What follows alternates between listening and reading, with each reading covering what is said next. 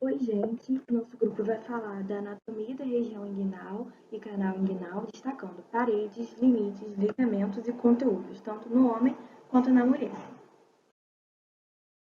A região inguinal, ela se estende desde a espinha ilíaca antero-superior até o tubérculo púbico e é uma importante área sob o ponto de vista anatômico e clínico. Anatomicamente, porque é uma região onde as estruturas entram e saem da cavidade abdominal, e clinicamente, porque as vias de saída e de entrada são possíveis locais de herniação. Ela tem um ponto anatômico, um marco anatômico, que é o ponto médio inguinal.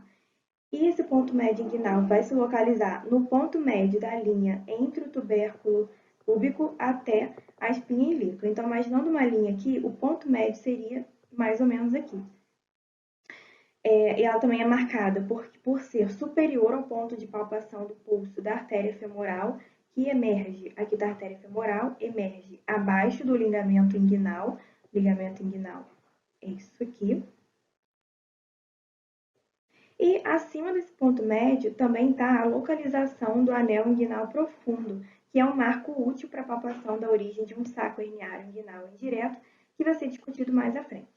E falando mais sobre o ligamento inguinal, que é aqui, é a espessa borda inferior enrolada da aponeurose do músculo oblíquo externo do abdômen e que se estende desde a espinha ilíaca anterosuperior até o tubérculo púbico e a sua superfície forma o assoalho do canal inguinal. Aqui outra imagem mostrando o ligamento inguinal, destacando que esse ligamento não é linear, ele apresenta uma convexidade inferior e ele se estende até a região da púbis, sustenta o cordão espermático. Aqui a gente tem uma vista posterior da região inguinal, da região abdominal e inguinal. E aqui a gente vai destacar o trato ilho-púbico, que é bem aqui onde eu estou passando o laser. E esse trato ilho-púbico é a margem inferior espessa da face transversal que se apresenta como uma faixa fibrosa que segue paralela e posteriormente, mais profundamente, ao ligamento inguinal. E ela é útil porque reforça a parede posterior e o assoalho do canal inguinal e une as estruturas que atravessam o espaço subinguinal. Então, a gente observa que no lugar do ligamento inguinal, quando visto numa face posterior interna, por exemplo, durante uma laparoscopia, a gente vê o trato ilho-púbico. Então, eles estão no mesmo local, só que numa vista anterior a gente vê o ligamento inguinal, numa vista posterior a gente vê o trato ilho-púbico. E eles demarcam os limites inferiores do canal inguinal e as suas aberturas. O ligamento inguinal e o trato ilho-púbico cobrem uma área de fraqueza inata na parede do corpo, da região inguinal, que é denominada de osteomiopectíneo. E essa área fraca tem relação com as estruturas que atravessam a parede do corpo e é o local de hérnias inguinais, se forem superiores ao trato, tanto diretas quanto indiretas, e hérnias femorais se forem posteriores, inferiores, né, na verdade, ao trato. E agora voltando nessa imagem aqui, só para mostrar aonde é essa área fraca que eu comentei, que é o osteomiopectíneo. Ela está mostrada aqui contornada por esse pontilhado verde. Agora falando um pouco do canal inguinal, ele é formado em relação à descida do testículo durante o desenvolvimento fetal nos homens e a descida do ovário nas mulheres. E em adulto é uma passagem oblíqua com cerca de 4 centímetros de comprimento que segue em sentido inferomedial através da parte inferior da parede anterolateral do abdômen e se situa paralela e superiormente à metade medial do ligamento inguinal. Ligamento inguinal, canal inguinal. Os principais conteúdos do canal inguinal são o funículo espermático em homens e o ligamento redondo do útero em mulheres. Aqui a gente vai mostrar a formação do canal inguinal a nível fetal. A gente tem um embrião do sexo masculino, em primeiro lugar, na 7ª semana. Deixa eu botar o apontador aqui. Onde tem o testículo primitivo fixado à parede posterior do abdômen. Aqui nesse corte sagital a gente vê o processo vaginal, que ele é formado por um divertículo peritoneal que desce, formando o canal inguinal, E posterior a esse processo vaginal, a gente vê o gubernáculo. No 7º mês, que é essa imagem aqui, a gente tem o processo vaginal já desenvolvido e a gente tem o testículo atravessando o canal inguinal. Lembrando que o testículo ele passa posterior ao processo vaginal e não através dele. E aqui, em um recém-nascido, o testículo já desceu e esse processo vaginal se regenera, formando a túnica vaginal do testículo. E o remanescente do gubernáculo também desaparece. Agora a gente tem um embrião feminino e os ovários primordiais estão aqui, localizados na parede dorsal do abdômen. E com 15 semanas, esse ovário primitivo, ele desce para a pelve maior. O processo vaginal não está mostrado aqui, mas ele atravessa a parede do abdômen e forma o canal inguinal de cada lado, assim como no feto do sexo masculino. O ligamento redondo. Ele atravessa o canal e se fixa até a subcutânea do lábio maior do pudendo. Aqui tem o lábio maior do pudendo, o ligamento redondo atravessa o canal inguinal, se fixa aqui. No feto do sexo feminino maduro, o processo vaginal já se degenerou, mas o ligamento redondo persiste, né? Ele permanece atravessando o canal inguinal.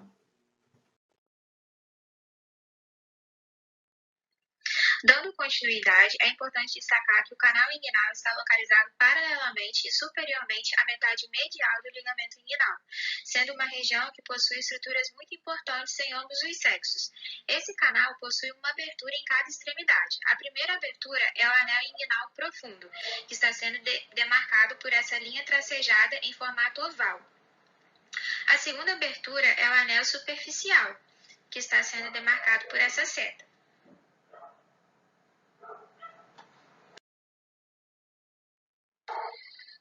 O anel inguinal profundo também pode ser chamado de interno. Nessa primeira imagem, é possível ver a face posterior da parede anterolateral do abdômen de um homem, que a nível mais inferior vai mostrar o anel inguinal profundo. Esse anel representa a entrada do canal inguinal, sendo localizado superiormente à região intermediária do ligamento inguinal e lateralmente à artéria epigástrica inferior. Esse anel é o início de uma evaginação na fase transversal, que está demarcada por essa linha em laranja. Então, a nível mais inferior, essa fáscia sofre uma evaginação e forma uma caverna. É por meio dessa abertura que estruturas importantes entram no canal inguinal. No caso dos homens, teremos a presença do ducto deferente extraperitoneal e os vasos testiculares, enquanto nas mulheres, o ligamento redondo do útero. Nessa primeira imagem é possível ver o ducto deferente e na segunda imagem a gente vê as duas estruturas, como se fala de anel inguinal profundo dos homens. Além disso, é possível ver esse símbolo em vermelho que representa o anel inguinal profundo. Além disso, de formar o anel inguinal profundo, essa face transversal ela se continua no canal inguinal e ela forma então esse revestimento interno chamado de fáscia interna. Geralmente, o anel inguinal profundo ele é maior no homem. Nessa imagem mais superficial, é possível observar melhor a localização do anel inguinal profundo na face transversal, estando acima do ligamento inguinal em um ponto médio entre a espinha ilíaca anterosuperior, demarcada por essa linha azul, e a sínfise púbica por essa seta. Então, esse símbolo em laranja marca o que a gente chama de anel inguinal profundo. Além disso, é importante falar sobre a relação do músculo oblíquo interno em relação a essa região. Esse músculo pode exercer uma força de tração sobre essa região. Isso é importante porque constitui um mecanismo de segurança semelhante a uma válvula, principalmente quando ocorre aumento de pressão intraabdominal. Agora, sobre o anel inguinal superficial, ele também pode ser chamado de externo, estando localizado na região superlateral ao tubérculo púbico. Ele é representado aqui na imagem por essa seta, tá, que constitui uma abertura entre os pilares lateral e medial. É essa abertura que vai permitir a saída de estruturas importantes, no caso dos homens, do funículo espermático, e nas mulheres, o ligamento redondo do útero. Bom, Os pilares lateral e medial, eles constituem a margem desse anel superficial, sendo que o pilar lateral é o mais forte porque recebe as fibras do ligamento inguinal, se fixando ao tubérculo púbico, enquanto que o pilar medial é o mais delgado e se fixa à crista púbica. Além disso, existem as fibras intercrurais da aponeurose do músculo oblíquo externo, que está demarcada em rosa, que vão se arquear acima desse anel inguinal e vão ajudar a evitar o afastamento desses pilares. Em relação ao triângulo inguinal, ele está localizado profundamente na região inguinal, sendo delimitado pelos vasos epigástricos inferiores, demarcados por essa seta em vermelho, pela borda lateral do músculo reto abdominal, pela seta em verde, e representando a base do triângulo inferiormente, temos o ligamento inguinal pela seta amarela. Essa região é uma área de menor resistência, onde ocorre a hérnia inguinal direta, principalmente em homens, que comumente está relacionada à parte medial dos vasos epigástricos inferiores. Ainda sobre o triângulo inguinal, é importante destacar que o ligamento inguinal e o trato iliopúbico, que aqui na imagem pode ser evidenciado por essa seta em vermelho, eles vão marcar os limites inferiores do canal inguinal e as suas aberturas. Isso é importante porque, superiormente e mais profundamente ao trato iliopúbico, temos que lembrar que existe o triângulo inguinal, que na imagem está sendo demarcado pelo triângulo por essa linha tracejada. Inferiormente ao trato, nós temos o espaço subinguinal, onde existem estruturas importantes. É muito necessário saber isso porque a maioria das hérnias em homens vão passar superiormente ao trato iliopúbico, tendo uma relação de proximidade com o triângulo inguinal, e são, portanto, chamadas de hérnias inguinais. Enquanto que nas mulheres, a maioria das hérnias vão passar inferiormente ao trato, ou seja, vão passar na região do espaço subinguinal, onde nós temos estruturas importantes como o nervo femoral, a artéria ilíaca externa, a veia ilíaca externa, e aqui, portanto, essas hérnias vão ser chamadas de femorais.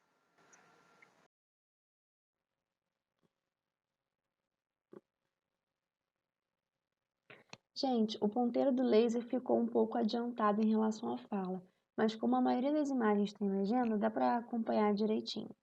Falando um pouco agora dos limites do canal inguinal, sabemos que o limite superior do teto do canal inguinal ele é constituído pela junção das aponeuroses do músculo oblíquo externo, os arcos músculo-aponeuróticos dos músculos oblíquo interno e transverso abdominal e também pela fáscia transversal.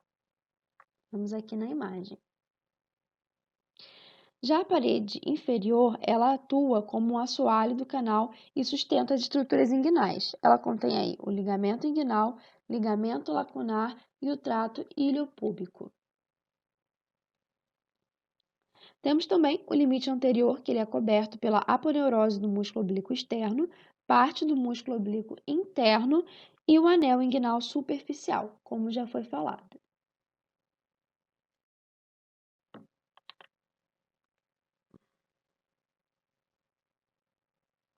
Falando agora das paredes do canal inguinal, a parede superior ou teto é formada pelas bordas arqueadas dos músculos oblíquo interno e transverso.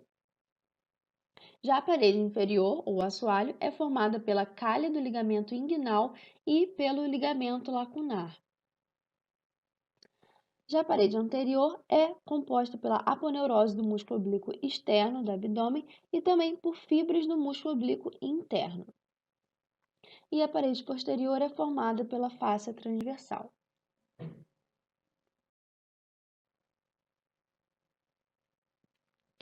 Nessa primeira imagem, a gente vê o ligamento lacunar e também vê o ligamento inguinal, que estão contidos na parede inferior do canal.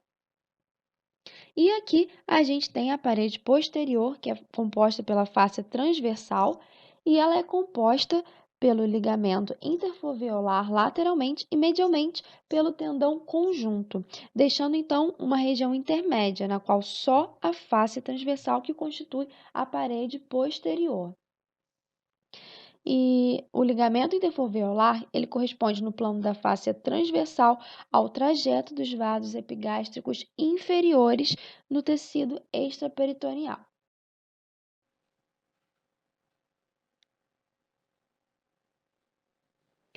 Falando agora dos músculos anterolaterais, nós vamos abordar três: o músculo oblíquo externo, músculo oblíquo interno e o músculo transverso. O músculo oblíquo externo, ele é representado na região inguinal, essencialmente pela sua aponeurose de inserção, que tem aí um comportamento triplo. Bem, suas fibras mais inferiores se prendem à espinha ilíaca anterosuperior e ao tubérculo púbico, constituindo então o ligamento inguinal. E esse ligamento ele tem a forma de uma calha com a concavidade voltada para a profundidade. E é nessa concavidade que os músculos oblíquo interno e transverso vão ter as suas origens inguinais. Já as fibras mais superiores do músculo oblíquo externo, elas também têm parte na formação da bainha do músculo reto do abdômen. E as fibras situadas entre esses dois grupos que a gente falou, as mais laterais elas se prendem ao tubérculo púbico e as mais mediais à sínfise púbica, delimitando então entre elas um espaço chamamos de anel inguinal superficial. Já o músculo oblíquo interno, eles têm origem no ligamento inguinal e também têm parte na formação da bainha do músculo reto do abdômen. Algumas das fibras musculares mais próximas da borda livre inferior se separam do músculo oblíquo interno e vão se direcionar para o escroto, constituindo então o músculo cremaster.